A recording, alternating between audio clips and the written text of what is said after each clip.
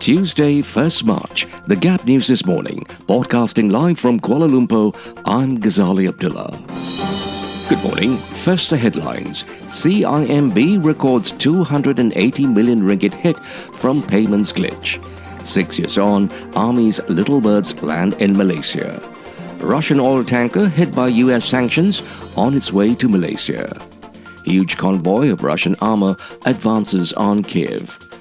World's biggest plane destroyed in Russian attack on airfield. Hong Kong's zero COVID-19 strategy in tatters. Bodies piling up in hospitals. And Badminton World Federation cancels all tournaments in Russia and Belarus. And now the news in full.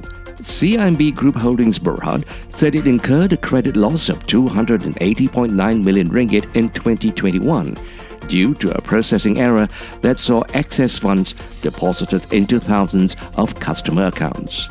CIMB, which counts Sovereign Wealth Fund Khazanah Nasional Berhad as its largest shareholder, discovered the problem this year that related to a third-party remittance service.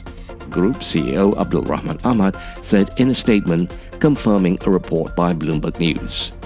The group was taking steps to recover the duplicate payments from the affected customers, and an additional and lower final provision amount may be taken in the first quarter of 2022, depending on the recovery, Rahman said while releasing the bank's fourth quarter and four-year earnings. 6 years after the Malaysian Army paid over 300 million ringgit for 6 MD-530G helicopters, the rotorcraft have finally arrived. The Army's Public Relations Department confirmed that the Light Scout attack helicopters, nicknamed Little Birds, arrived in Port Klang on February 21st from the US. It said the helicopters were currently undergoing inspection to ensure they complied with technical and safety requirements.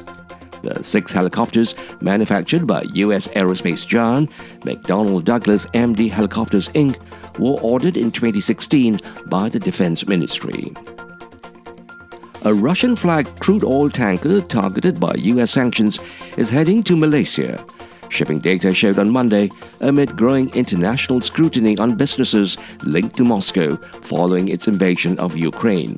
The tanker, Linda, named in a US Treasury document detailing sanctions against Russia, was in the Indian Ocean and was expected to arrive at Sungai Linggi port on Malaysia's west coast on March 5th. According to data from ship tracking website marinetraffic.com. It was not immediately clear whether or not authorities in Malaysia plan to allow the ship to dock. Its Marine Department and Foreign Ministry did not immediately respond to requests for comment. A huge convoy of Russian armor, nearly 17 miles long, is advancing on Ukraine's capital Kiev, satellite images show. Air raid sirens are once again heard in Kiev with reports of a Russian strike on the outskirts of the city. Dozens of civilians were killed early on Monday in Russian missile strikes on Ukraine's second city, Kharkiv, the Interior Ministry says. Negotiators for Kiev and Moscow have held talks in Belarus in a bid to end the conflict. Russia says both sides have agreed to continue talking and will meet again in the next few days. Before the meeting, Ukraine's President Zelensky urged Russian troops to lay down their weapons and called for immediate EU membership. FIFA and UEFA have suspended Russian football clubs and national teams from all competitions. The UN says more than 500,000 refugees have now fled Ukraine for neighboring countries.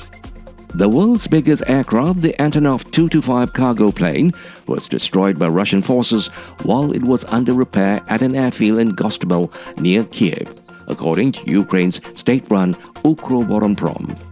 Restoration of the aircraft, known as Miria, will take more than 5 years at a cost of over US $3 billion following the attack.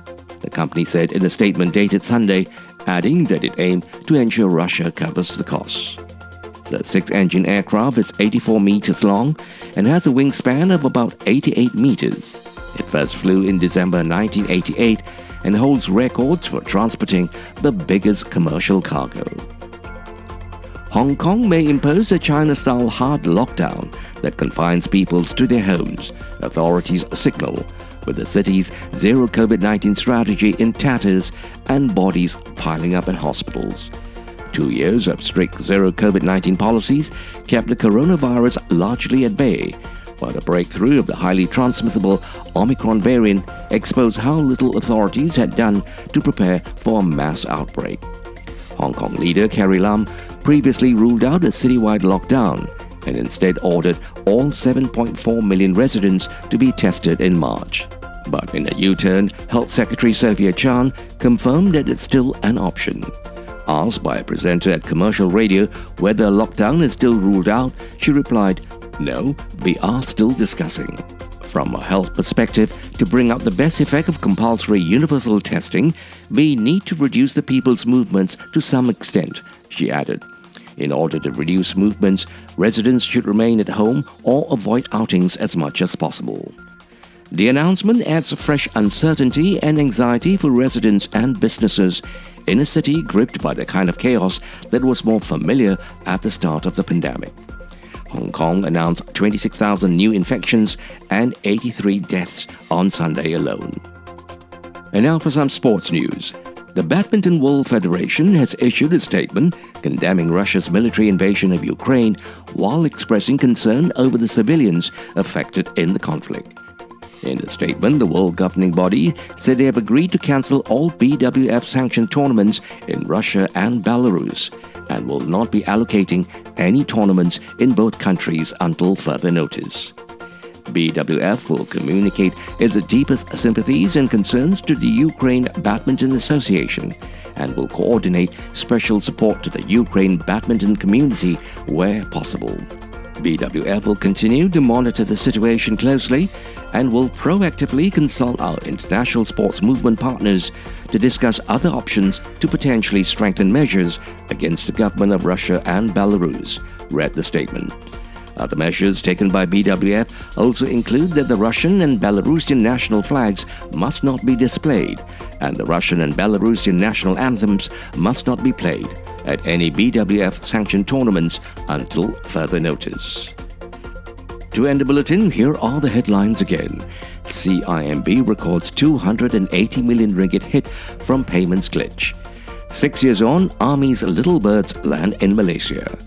Russian oil tanker hit by US sanctions on its way to Malaysia. Huge convoy of Russian armor advances on Kiev. World's biggest plane destroyed in Russian attack on airfield. Hong Kong's zero COVID-19 strategy in tatters, bodies piling up in hospitals. And Badminton World Federation cancels all tournaments in Russia and Belarus. This has been The Gap News This Morning, Tuesday, 1st March. The Gap News This Morning, with reports from Free Malaysia Today, The Vibes and the BBC World Service. The Gap News is also available on the internet news portal Melaka Hari Ini. We hope you found the bulletin informative. We certainly welcome hearing from you.